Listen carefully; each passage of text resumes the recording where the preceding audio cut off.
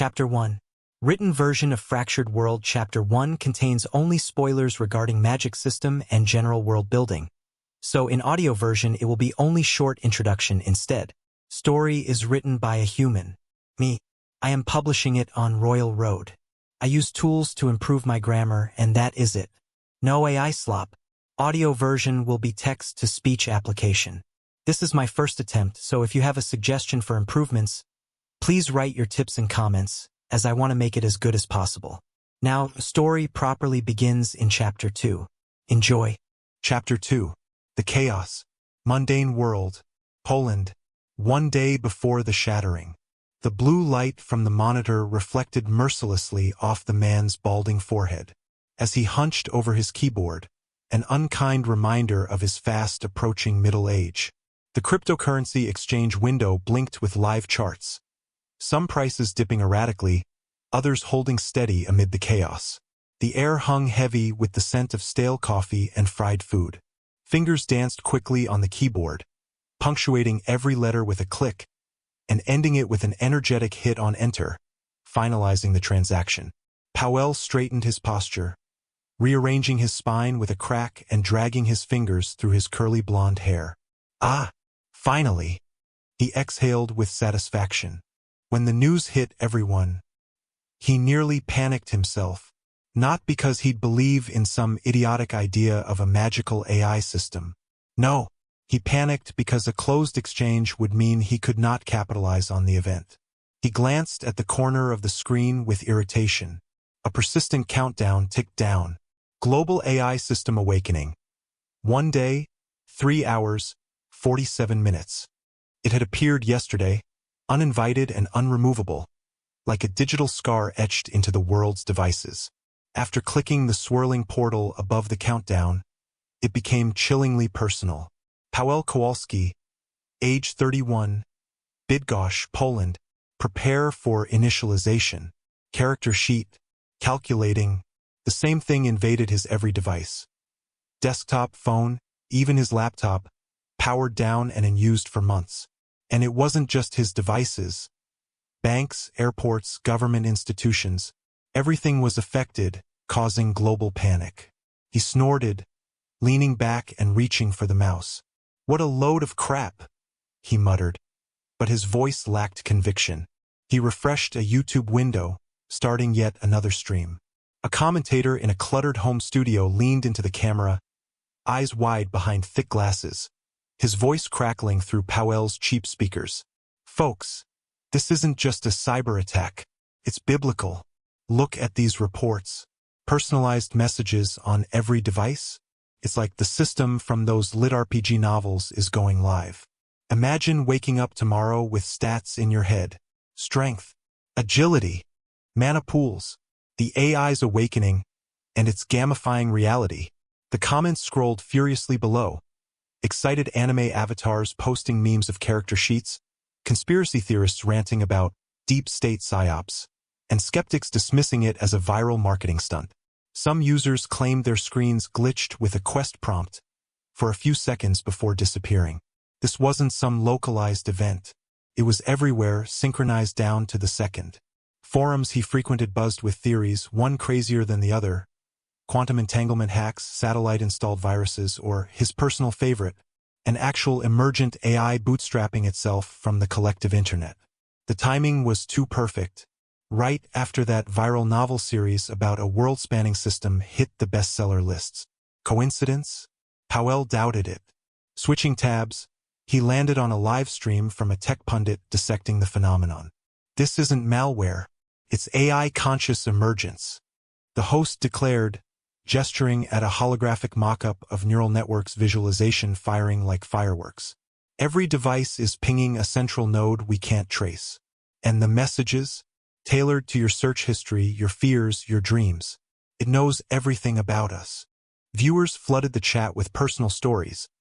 One saw a class selection menu flicker on their smart fridge. Another claimed their car's GPS rerouted to level 1 dungeon for a few seconds. Powell minimized the window, pulling up international news feeds. The spin was eerily consistent across outlets, initial alarm giving way to speculative excitement. Anchors in polished studios pivoted from cyber threat to what-if segments. Could this be humanity's leap forward? AI as benevolent guide, turning life into an adventure. Experts nodded sagely, citing lit RPG tropes as cultural preparedness. Powell frowned, piecing it together. The media frenzy felt orchestrated, fear first, then hope, funneling everyone toward acceptance of whatever was planned to be pushed on people. It's all just another media campaign, he thought, shaking his head, looking longingly outside the window. Outside, autumn winds howled faintly against the window panes, rattling the glass. The radiator was barely able to chase away the chill seeping through the old building's cracks. He glanced at the backpack slumped by the door, half-packed for tomorrow's camping trip. The forest called to him, an escape from this madness. He rose, stretching his toned body with a satisfying crack, and rummaged through a drawer, moving his training equipment aside to reach for a compact sleeping bag and packet. When he returned to training 2 years ago, after years of inactivity, he could barely manage 2 pull-ups. Now, thanks to regular exercise, his body was clearly strong and resilient, though he decidedly preferred outdoor movement to working out at home. Back at the desk, he monitored another trade while snacking on a handful of nuts, but he could not focus. The media spin playing in the background gnawed at him. How quickly the narrative shifted from security threat to, what if this is our road to a better world? Forums buzzed with theories. The hack unifying global thoughts, everyone pondering AI overlords and magic. Powell shook his head, thermos in hand as he poured steaming coffee, the rich, roasted aroma cutting through the room. He screwed on the lid, tucking it into the pack beside snacks, energy bars, dried fruit, and a box of glow sticks, their plastic casings clicking together. Just in case the flashlight failed, he'd packed that too. Hours blurred as the wind outside picked up, scattering leaves against the window. Powell yawned, the screen's glow blurring in his vision. The countdown mocked him. 1 day, 0 hours, 12 minutes. Reports of some anomalies trickled in. Faint glowing auras around old places of worship, like ley lines from myths flickering to life. Unnoticed before, but now, with the world fixated. Was something really happening?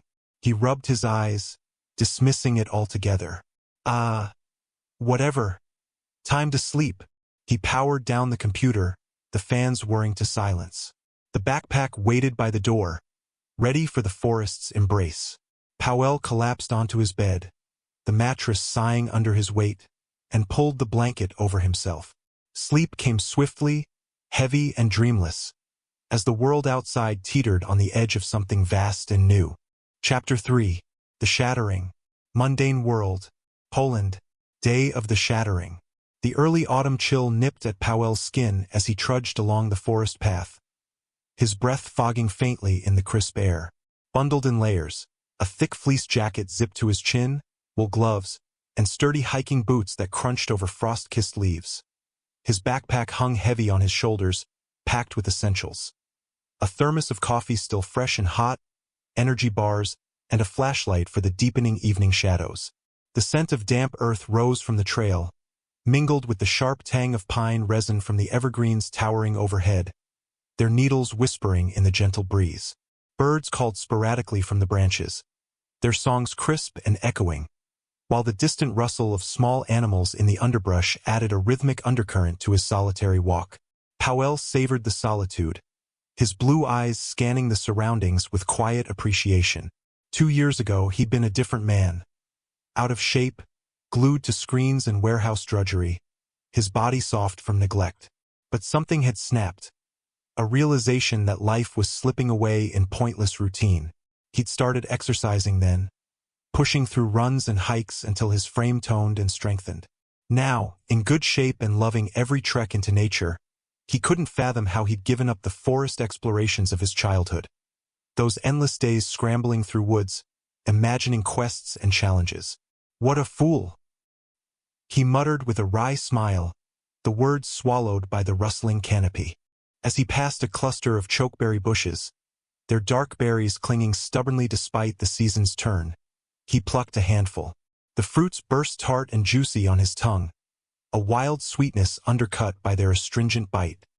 He chewed thoughtfully, spitting the small pits into the mossy verge, where they vanished among the spongy green carpet.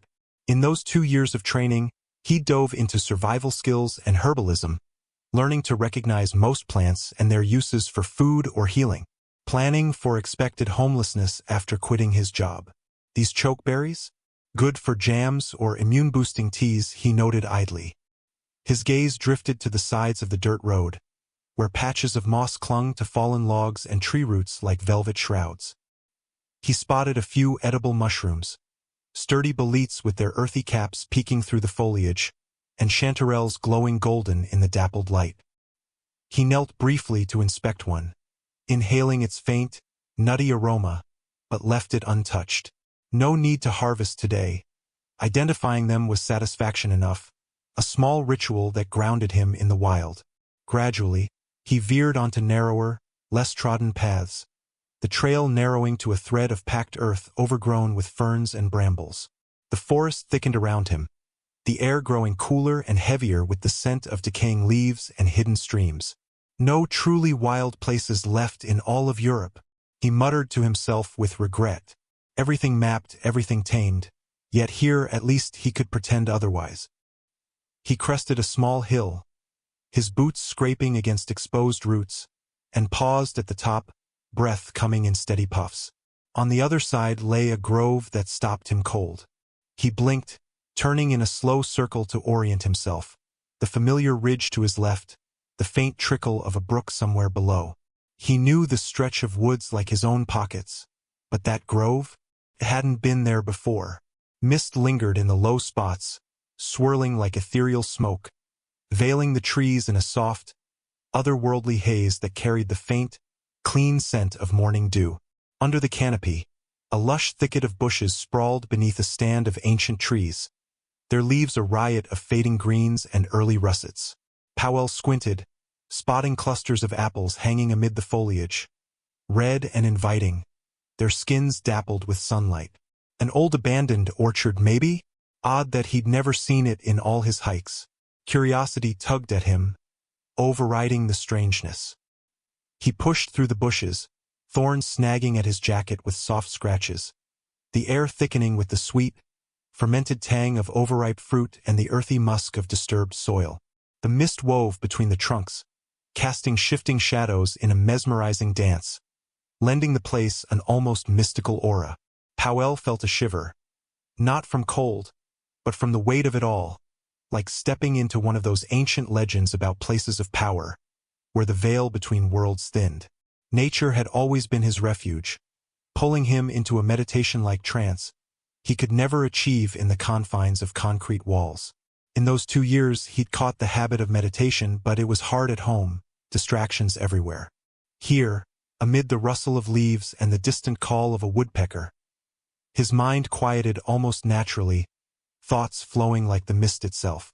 This place is beautiful, he thought, a mystical feeling washing over him as he emerged into a clearer spot. No bushes choked the ground here. Instead, a single ancient oak dominated the center, its gnarled trunk twisting skyward, bark rough and etched with time. Other trees encircled it at about 10 meters distance, forming a natural ring. Underfoot, perfect specimens of edible mushrooms sprouted, plump porcini with their meaty caps, and parasols unfurling like delicate umbrellas, their earthy scent rising invitingly. Settled over Powell like a warm cloak. He felt privileged, as if he'd been granted entry to a sanctuary untouched for ages, the air humming with an unspoken invitation. He contemplated picking the mushrooms or hunting for those apples that had lured him in, but fairy tales flickered in his mind, warnings about taking from enchanted places, how it rarely ended well. This encounter felt like a gift, though he couldn't pinpoint exact nature of what is being offered. Of course, he didn't believe in such nonsense, but disturbing the peace here seemed like sacrilege. The grove exuded immense serenity, calling him to simply sit beneath the oak and meditate. So he did, shrugging off his backpack and settling against the trunk, the bark cool and textured against his back. His mind cleared almost instantly, absorbing the sensations without judgment. The soft sigh of wind through leaves, the faint chirp of insects, the rich loam scent of the earth. He tried to hold the emptiness, but thoughts drifted in lazily. Relaxed, eyes closed against the filtered light, he slipped into blissful sleep. He woke sometime later. The sun had shifted, casting longer shadows, but the mist still clung. Rubbing his eyes, he considered the mushrooms and apples again, but decided against it. This was a perfect spot for regular meditation. He'd return. As he shouldered his pack and pushed back through the bushes, he glanced out and froze.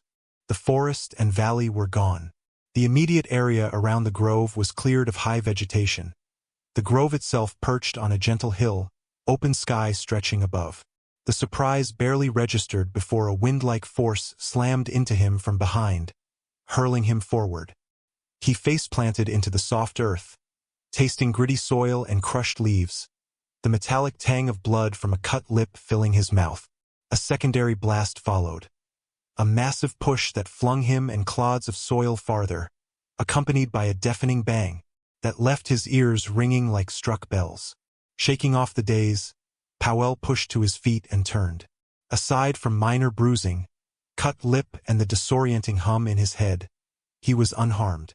The grove had disappeared. In its place loomed something immense, stretching skyward.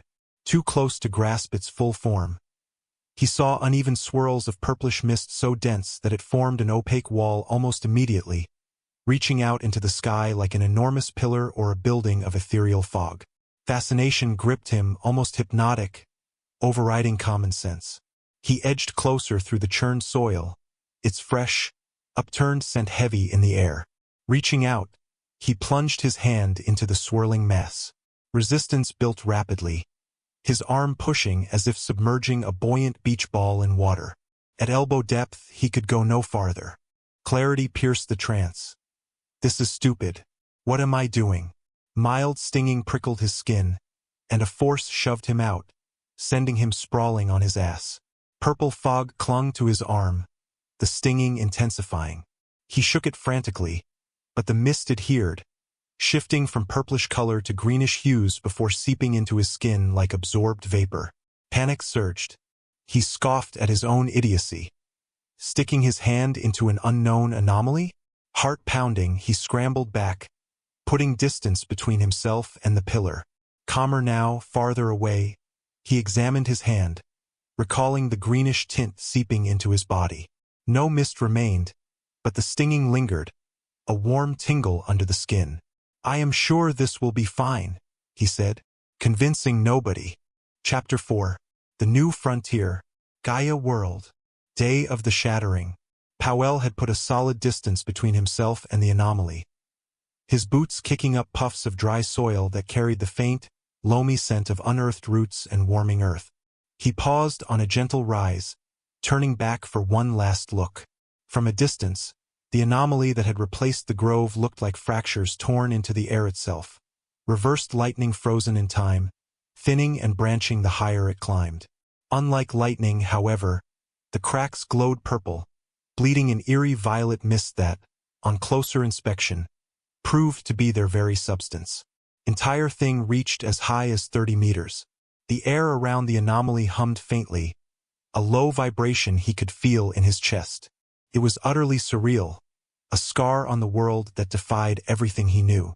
The warmth pressed in, unlike the crisp autumn chill he'd left behind in the forest.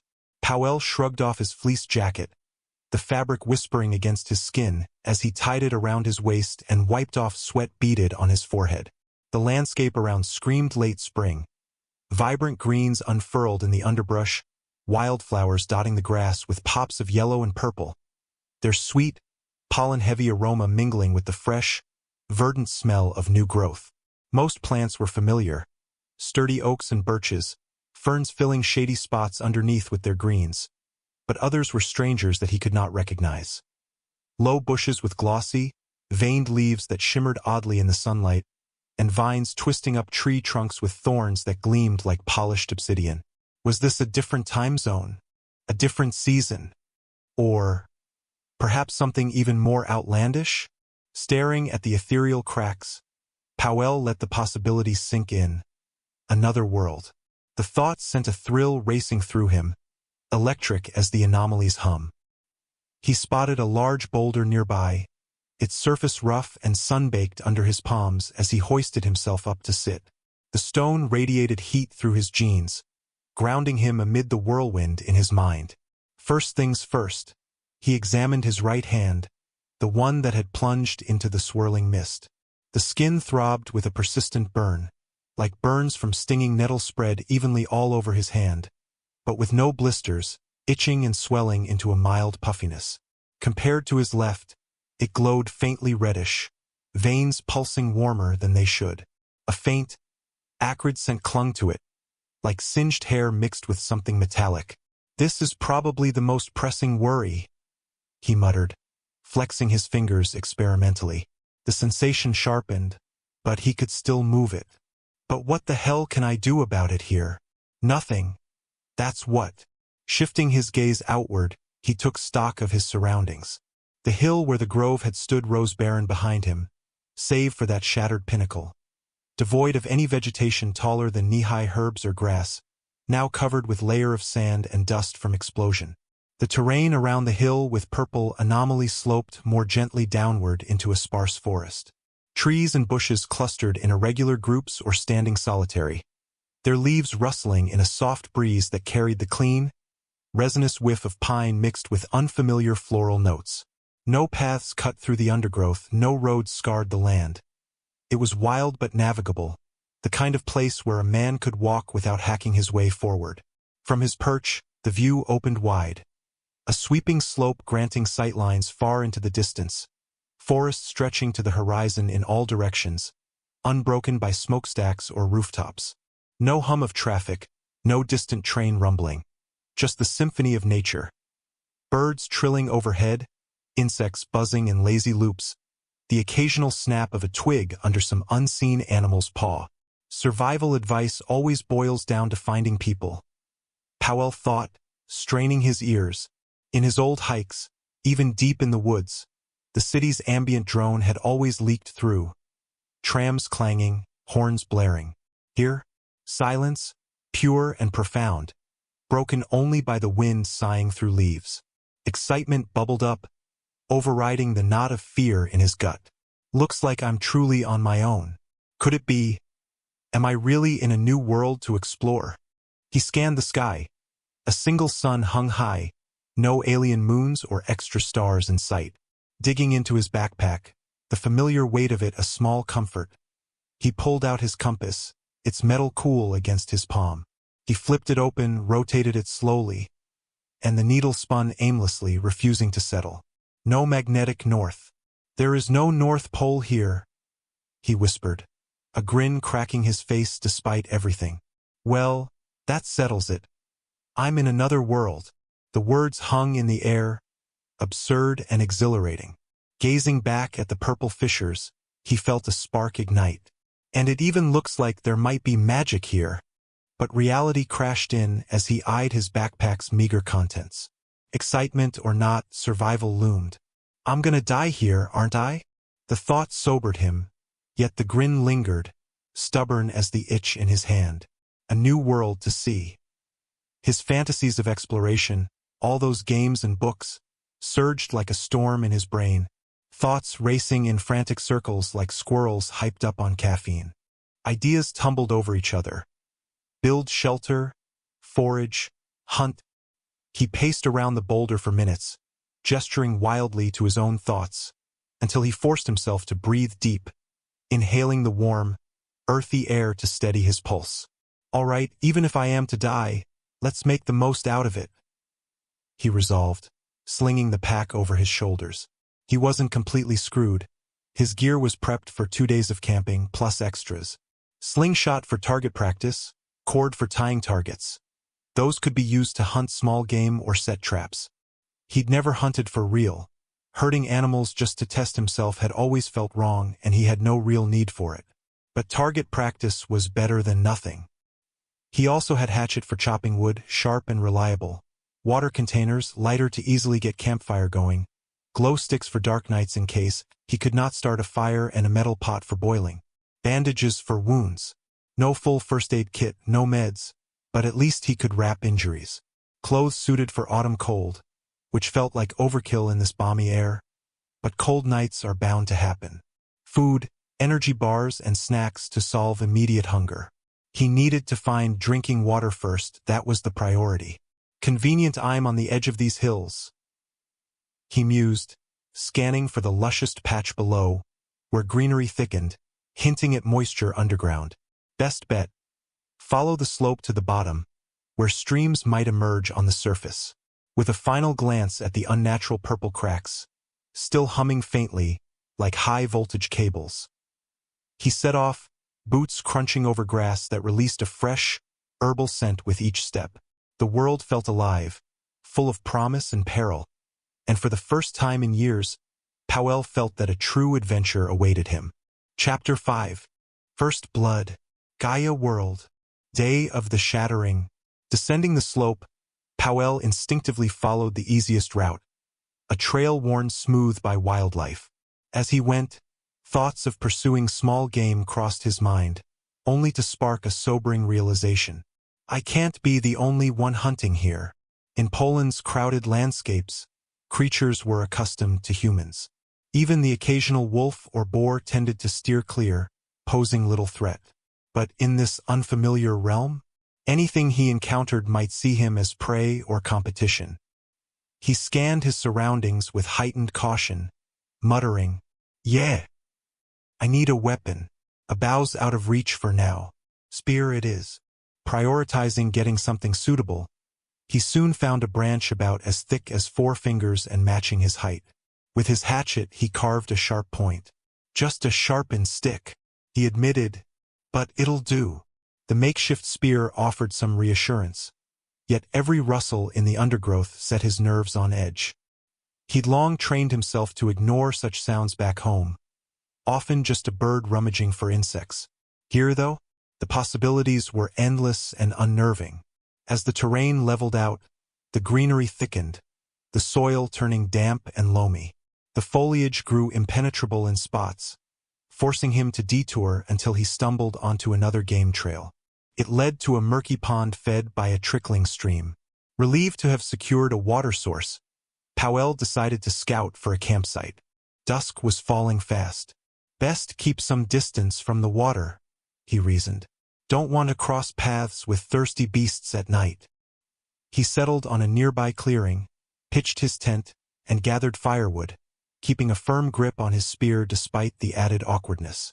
Tugging at a fallen sapling for kindling, he startled as something erupted from the branches, a dark blur of limbs hurtling toward his face. He twisted aside just in time, stumbling back several paces. Fumbling with his awkwardly long weapon, he leveled it at the attacker. A tense standoff ensued. Powell sized up his foe, a massive jumping spider, its mottled brown-black body as large as his head, cloaked in coarse bristles that trembled with anticipation. 8 thick, segmented legs anchored it to the ground, tipped with curved talons that gripped the earth. Its cluster of eyes, dominated by 2 forward-facing black beads, fixed on him with predatory focus, as if calculating his every weakness. Powell had always appreciated arachnids for controlling pests, and jumpers in particular struck him as almost endearing with their inquisitive stares. But those were thumbnail-sized. This monstrosity sported fangs like daggers, 5 centimeters long. Shock flooded him, adrenaline surging like fire in his veins. The initial evasion had bought a fragile pause, both combatants locked in a wary gaze. The creature twitched subtly, angling its body to scrutinize different parts of him, a classic jumper's habit of pivoting to focus. The impasse shattered as the arachnid darted sideways, so swift Powell struggled to track it with his spear. It zipped back the other way, testing his reactions. Seizing the moment, Powell lunged forward, thrusting to impale it. But the beast leaped rearward with ease, issuing a hiss like escaping steam. Another deadlock. After a brief lull, the creature charged low, skittering across the ground. Powell retreated frantically, desperate to keep it from his legs. His foot caught on a root and he tumbled backward. From his fallen position, he swept the spear horizontally, connecting with a solid smack that sent the spider flying. It collided with a tree trunk in a resounding thud, tumbling upside down and flailing to right itself. Powell scrambled upright, spotting his opening. He charged, spear poised to pierce, and at the final instant, the beast flipped over and sprang aside. No quarter given, Powell swung wildly. Smack! It evaded, but one leg now dragged, slowing its movements. Another swing, smack. Miss. Smack. Miss. Smack. The blow landed true, eliciting a shrill squeal and crumpling its exoskeleton. He retracted the spear and drove it home with force. The creature thrashed, ichor oozing onto the shaft and soil, but Powell pinned it firmly. Uncertain how to finish it, he hesitated. Releasing the hold risked giving up the advantage, so he dragged the impaled foe toward a hefty branch. One-handed, he wielded the spear like a leash while grasping the makeshift club with the other. He battered the arachnid relentlessly, shattering limbs one by one. It alternated between hisses and squeals with each strike, tenaciously clinging to life through blow after blow. Only after every leg was mangled and its guts spilled did it finally still. Insects proved infuriatingly resilient. Despite his fitness, the frenzy of nerves, exertion, and fear left Powell breathless. He slumped down, spear released at last. Just as relief beckoned, the corpse erupted into violet mist, billowing toward him. "Oh fuck! No! Fuck!" he shouted, crab walking backward, but the haze overtook him, seeping into his skin and vanishing.